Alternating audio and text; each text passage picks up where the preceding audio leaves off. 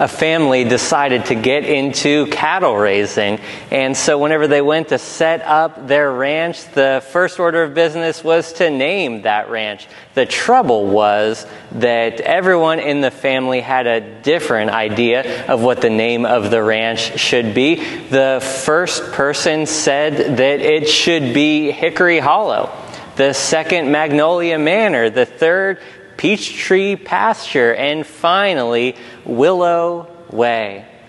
So as they were unpacking these different names, they were telling a friend that they decided to go with the name of Hickory, Magnolia, Peachtree, Willow Ranch.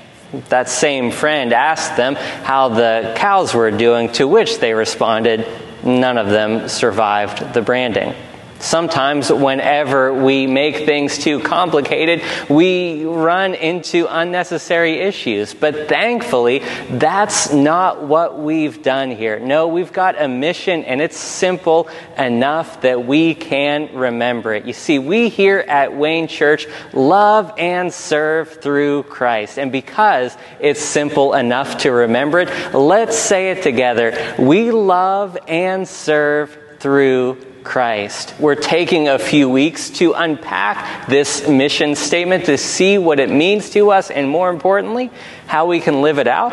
A couple weeks ago, if you missed it, we talked about the first portion of the mission statement, which is love. If you missed that, be sure to go back into our video archive and watch that. But today, we are on to the second portion of this mission statement, which is the serve portion of this mission statement.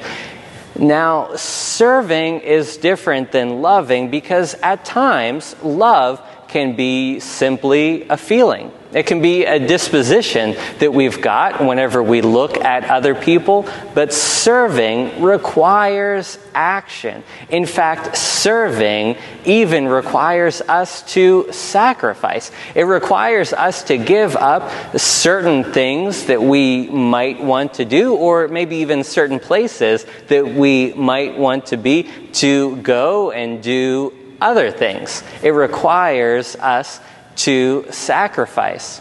It's fun to talk about the greatest strengths of a person or a place. What do you love about them? What keeps you coming back to that place? And the same is true of a church. It's fun to ask and to think about all of the great things that are going on, about what keeps us coming back to this place, about what keeps us wanting to be in community with these people. But it's also important to ask the question of what are the greatest challenges of being in relationship with a certain person, or what are the greatest challenges of participating in a certain organization? Well, I asked one very invested member of this congregation what the greatest challenge was that was facing it. And that very influential person said that the greatest challenge facing this place was the fact that we are overbooked, overcommitted, and just plain and simply too busy. We've got much going on. And I suppose that you could back up from here and say that that might be the greatest challenge facing this community in general, or possibly even any Western nation. It seems like we are just simply overcommitted, overbooked, and too busy for our own good. And serving really seems to be the answer to that predicament because, again, serving requires sacrifice. And so serving takes us out of the patterns that we've gotten ourselves into and puts new priorities into our life. Serving requires us to change up what we're doing in order to do something else. Now, Jesus actually touches on how serving and sacrifice go together at a time whenever he is very near to the end of his life. This is recorded from his last week of life, possibly on Palm Sunday. Give it a listen. Some Greeks were among those who had come up to worship at the festival. They came to Philip, who was from Bethsaida in Galilee, and made a request. "Sir, we want to see Jesus." Philip told Andrew, and Andrew and Philip told Jesus. Jesus replied, "The time has come for the human one to be glorified. I assure you that unless a grain of wheat falls into the earth and dies, it can only be a single seed. But if it dies, it bears much fruit. Those who love their lives will lose them, and those who hate their lives in this world will keep them forever. Whoever serves me must follow me. Wherever I am, there my servant will also be. My Father will honor whoever serves me." So sometimes certain events in our life bring us to other events, and that's exactly what's going on here. You see, we're told by John that some Greeks wanted to see Jesus, and this was sort of a code to Jesus for him to know that his time had come, that he better start wrapping things up and giving some final instructions to his disciples, which is why he's able to talk about the sacrificial nature of serving, that ultimately new life can come out of even death. But it also allows him to talk about how serving is part of this sacrifice. In fact, he concludes, "Whoever serves me must follow me. Wherever I am, there my servant will also be. My Father will honor whoever serves me." You see, servants are followers. Followers are with their masters, and masters honor their good and faithful servants. If we want to be a follower of Jesus, then we've got to go to Jesus. We've got to be where Jesus is. And if we stay right where Jesus is and serve in those places, then the Father will honor us. This is when we've got to recognize that God is always at work. There has never been a time whenever God was not at work. God is most certainly at work now, and there will never be a time whenever God is not at work. The question becomes, will we recognize it? Will we see the work of God? And more importantly, the question actually becomes, will we go and join into the work of God? Because God is on work all around us. This is my dog, Tag. Tag is a miniature dachshund, and like all dogs, Tag is very good at following me or my wife all around, tasty food in hand or not. Tag is always right where we are. The only trouble with that is that we recently moved into a very nice home that has a very nice amount of stairs. And if you didn't know, dachshunds really aren't supposed to do stairs. They kind of look like, a slinky going up or down stairs. In fact, there is actually a slinky dog. You might remember him from the movie Toy Story. He's a dachshund because, again, this is exactly what dachshunds look like, going up and down stairs. And so Tag was so adamant about following us all over our brand new, beautiful home that he actually hurt his back a little bit recently. Don't worry, the vet said it's only back pain. With some rest, he'll be just fine. But that's exactly how much Tag wanted to follow us wherever we went. And you can't tell me that he doesn't know that he's not supposed to be doing steps. We've taken great efforts over his 9 years to ensure that he was doing the minimal amount of steps as possible. And with those 4-inch long legs, you can't tell me that it's easy for him to climb up a mountain of steps. But nonetheless, he does whatever it takes to be right there with my wife, Rochelle, or myself. Wherever we go, there he goes as well. All the dog people who are watching know exactly what I'm talking about. And if you happen to be a cat person, well, you'll just have to find your example elsewhere. Now, I hope that you don't hurt yourself while you're in the process of following Jesus, but we all need to be that serious about following Jesus, about the relentless pursuit of finding wherever he is and joining in on that work. As his faithful servants, we need to follow Jesus exactly in that way, doing whatever it takes to be right where he is, and we will most certainly be honored if we do so. So close your eyes for a moment if you feel comfortable doing so. And while your eyes are closed, try to picture something. Where do you see Jesus? Where do you find him? In what sort of places do you see Jesus? Around what sort of people do you see Jesus? Whenever you've got a picture in mind, feel free to open up your eyes again. Keep that image in mind of who you saw Jesus with. Keep that image in mind of exactly where you saw Jesus. Endeavor every day to go to those people and to go to those places, to serve in the places where Jesus already is, because that's exactly where he wants us.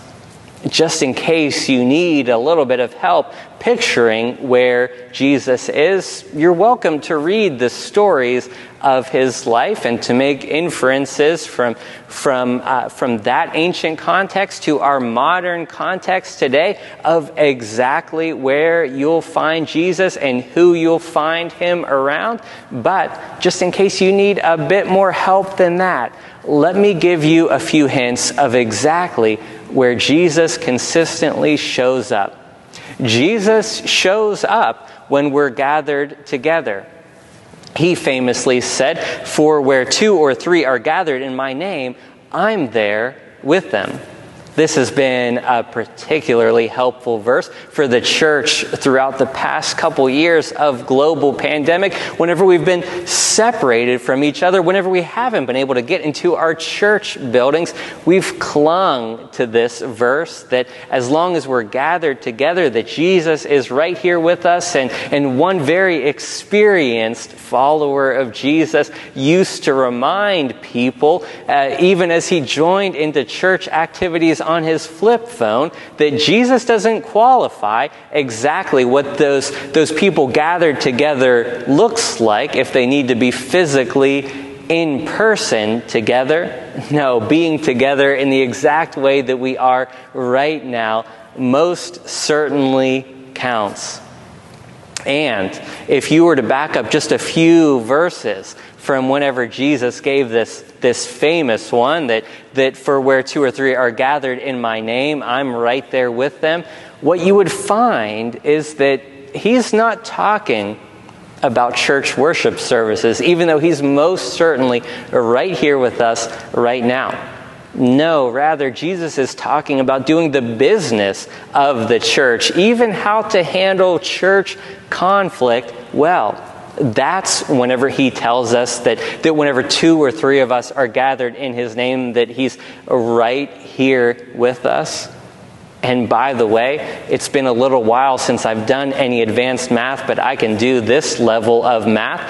One of me plus, well, however many people that are watching here right now, at least one of you, that means that we've got 2 to be gathered together. So Jesus is most certainly here with us right now, but Jesus is also with us whenever we do our church business. He's at leadership team meetings. He's on the finance committee and the board of trustees. He's with all of the different team ministries whenever they gather together. He's not only showing up in worship services.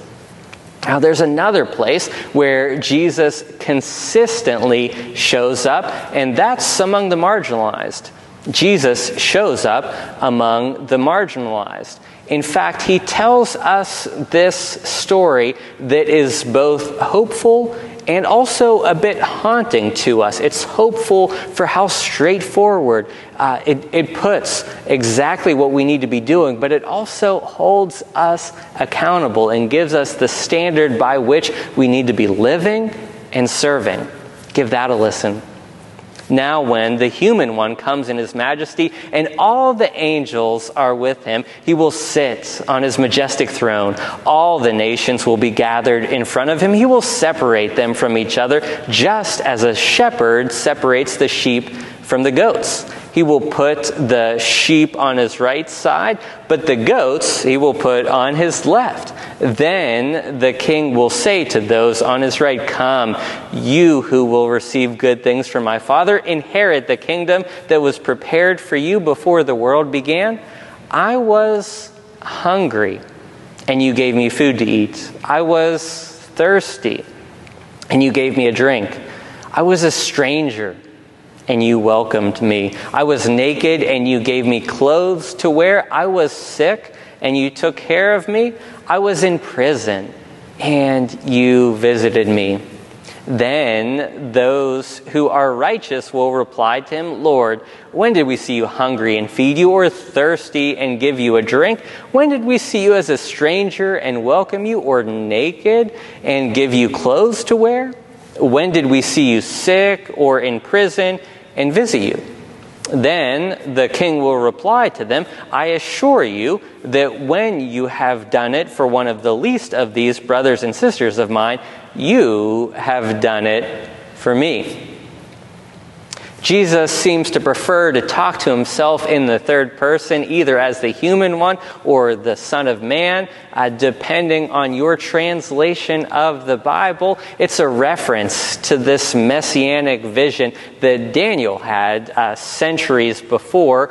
So essentially, he says that whenever I come back and whenever I sit on my throne, I am going to judge people in this certain way. Did you know how we were going to be judged? Because Jesus makes it plain here. There's this simple list that if we serve people, specifically if we serve those that society has pushed out to the margins, essentially those people who are actually in need of our service, that's exactly the basis on which we will be judged. So let's take a look at that list. Did you feed the hungry? I got to sit in on my first Wayne Cares board meeting this past week, and it was a true pleasure. And for those of you who don't know, Wayne Cares is this ministry that began as a food pantry, but I can tell that they've got grander visions than that. And it makes us ask the question of why are people even hungry in this community? And then Jesus continues on by asking the question, did we quench the thirst of the thirsty? And much like the question of hunger, we can also ask, why are people thirsty in this community? Then Jesus asks us, did we welcome the stranger? How hospitable were we to people who we could tell were not from around here, even if they brought their own culture with them? How do we treat people who are different from us, who are strange in comparison to the ways in which we operate? Did we clothe the naked? Much like the questions of hunger and thirst, we've got to ask the question of why there are people in need of clothing where we live. Did we care for the sick? These past couple years of global pandemic have really given us an opportunity not only to be very vigilant about caring for the sick, but also to be proactive enough to take steps to make sure that people didn't get sick. And it made sure that we were unselfish enough to make personal sacrifices so that we didn't even need to care for the sick, because why would you want to care for the sick whenever you could prevent people from getting sick in the first place? Did we visit the incarcerated? This is when a lot of people's lists stop. The first 5 are fine, but this 6th one? Well, this one was actually newer to people in Jesus' day as well. Jewish piety really exhorted the first 5, but didn't have as much to say about this 6th one. But it's more connected to the first 5 on the list than we often acknowledge. Because very, very few people are incarcerated because they are truly evil, but rather, most people are incarcerated because they are in need of the first 5 basic items from this list. And those circumstances push them to doing certain things that help them to get where they are. And so whenever we can step back and look at this list of people who are in need of our humble service, we've got to just say it again. Did you know that this is how you will be judged? Did you realize that this is the basis of our judgment, by how we treat and care for and serve the people who are pushed to the margins of society? And if you can't get yourself to serve these individuals for whatever reason, then at least do it for Jesus, because Jesus himself identifies with the marginalized. He's not only with them, but did you hear all the I statements in this? How Jesus says that I was hungry and you gave me food to eat, that I was thirsty and you gave me a drink, that I was a stranger and you welcomed me, that I was naked and you gave me clothes to wear, that I was sick and you cared for me, that I was in prison and you visited me. No, Jesus isn't simply hanging out with those individuals who are hungry, thirsty, a stranger, naked, sick, or in prison, but Jesus is those very individuals. And whenever we serve them, we're actually serving Christ himself.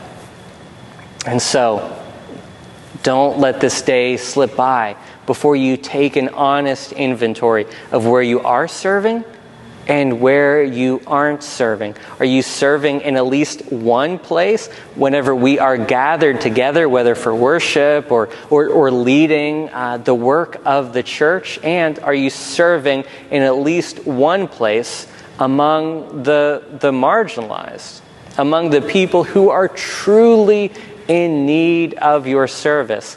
I know that we've already turned in our team commitments, but there's always still more room to serve. And so if you need more serving opportunities, don't hesitate to reach out. Even type it on the platform that you are watching. We need your service, and more importantly, Jesus needs your service.